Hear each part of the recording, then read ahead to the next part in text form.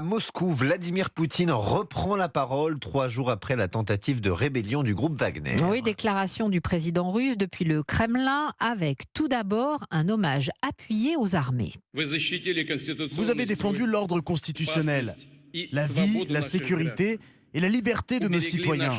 Vous avez sauvé notre patrie de graves turbulences. Dans les faits, vous avez empêché une guerre civile. Nicolas Tonev, vous êtes le spécialiste de la Russie sur Europe 1. Premier message du président russe, donc, à destination des militaires. Oui, pour l'armée, c'est une reconquête urgente. Vladimir Poutine sait qu'il a failli être lâché par certains généraux avant l'opération avortée de Prigojine. Ses services ont lutté pour les ramener à la raison. C'est aussi grâce à cela qu'il est toujours au Kremlin.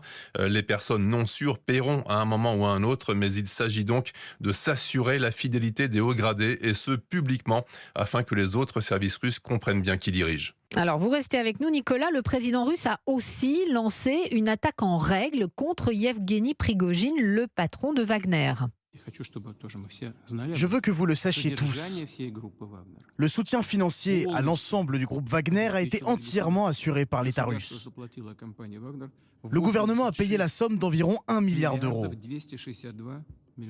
J'espère qu'au cours de ces opérations, personne n'a rien volé. Bien sûr, nous nous occuperons de vérifier tout cela. Alors, Nicolas Tonev, on entend bien le message clair lancé à la milice paramilitaire.